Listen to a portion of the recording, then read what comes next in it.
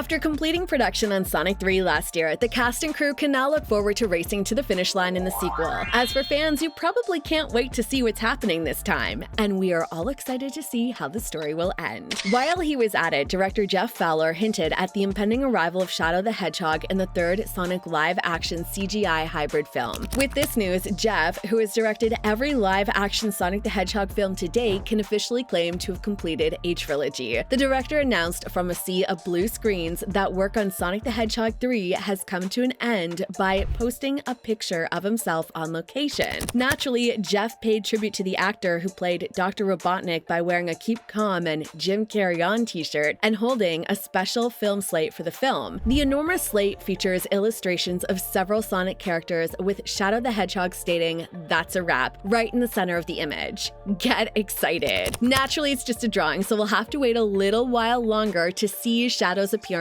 in the live-action film. However, it does a great job of hinting at Shadow's major role in the third Sonic game. Since he first appeared after Sonic the Hedgehog 2, when it was revealed that the renowned character Project Shadow was being held in a containment unit, we have known that Shadow the Hedgehog would be making an appearance in the film series. The character will have a ton of exciting options once he's fully revealed in Sonic 3. It will be interesting to see what the production came up with, but with one of the movie's writers, Josh Miller, previously hinting at interest in combining elements from Sonic Adventure 2 and Shadow's solo spin-off game. We are confident that our blue speedster and his companions are in control. We adore anti-heroes, but Dr. Robotnik is back too, this time as an ally and friend. What a turn of events. To try and stop Shadow, Sonic teams up with Robotnik, who has been on a little supervillain vacation. Can this relationship last though? As everyone knows from the previous movie, Tails, Sonic and Knuckles have taken on the role of the Master Emerald's new guardians. However, we are unaware that Gunn is set to unleash Project Shadow upon the world. More mayhem will result from that and Dr. Robotnik's return, even in disguise as a friend. Little is known at this time about the plot, although rumors point to Sonic and Robotnik possibly teaming up to oppose Shadow. The confirmation of Maria Robotnik's presence in the film has raised expectations among fans that Sonic 3 will explore Shadow's past. There also may be more Sonic game elements in the film, as reports from the CinemaCon attendees mention a shot of Shadow riding his motorcycle. Just based on the teaser, Jim Carrey's Dr. Robotnik reluctantly teams up with the nimble hedgehog and his friends. He lets go and seems less interested in world dominance, with Sonic and friends knock on his door, but he still has enough robots and technology to give our heroes a chance against Shadow, who is threatening to wipe out the planet. But it doesn't seem like the good old doctor has completely given up on his evil ways. Robotnik is only willing to assist in saving the world if Sonic gives him one of his superpower quills, which our hero does so reluctantly. There's a theory suggesting the good doctor could use Sonic's power source to bring Metal Sonic to life. Since making his debut on Sonic CD in '93, this robot clone has been a recurrent enemy throughout the series.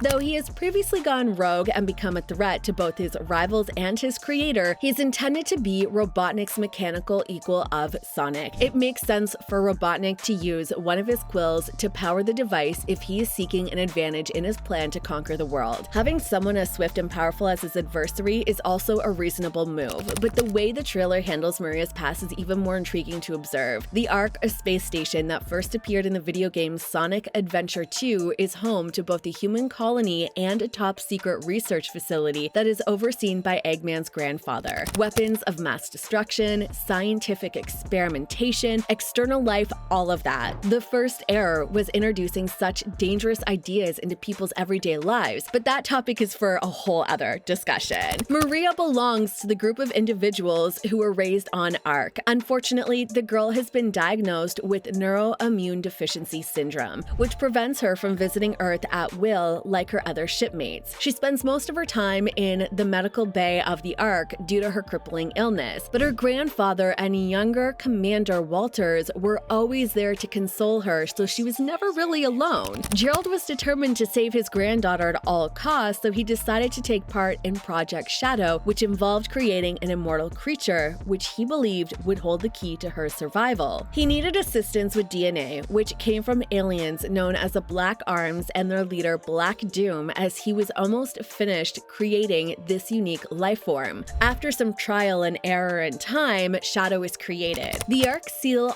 operation happened soon after and on a never-before-seen scale. With Maria's terrible fate at the forefront, this is most likely the latter scene that we all saw in the Sonic the Hedgehog 3 trailer. All of the station's occupants were returned to Earth in a matter of days. All of the onboard facilities were shut down, and all of the Project Shadow employees were immediately shot and killed. A scene out of a sci-fi horror film. Once Gerald, Shadow, and Maria were the only ones remaining on the Ark, the professor gave the girl and Shadow the order to flee to their own escape pod. As they are about to make their getaway, Maria is shot in the back by a soldier and says a few final words to Shadow. She gives him the order to let everyone on distant planets experience happiness before passing away from her fatal wound. Many, many years later, Shadow sees a final video message from Gerald and Maria, which inspires him to abandon his evil plans and finally destroy the Black Arms. We will all have to wait and see if the Malvin alien race makes an appearance when Sonic the Hedgehog 3 hits theaters on December 20th. For the time being though, Gerald Robotnik will undoubtedly rank among the more poignant tales in Sonic's cinematic history. There may also be a post-credit scene. When Sonic and Tails are searching Siberia for the Master Emerald in Sonic the Hedgehog 2, they stumble upon an old, crumbling temple covered in ancient inscriptions. Here they find the emerald and get additional information regarding the Owl and Echidna conflict. Character and designer and co-producer Tyson acknowledged that the writing, which was referenced in the 2006 video game Sonic Riders, was Babylonian when questioned about the ancient writing by Ultima Shadow. The Babylonians can now enter the movie universe thanks to this development. Wave the Shallow,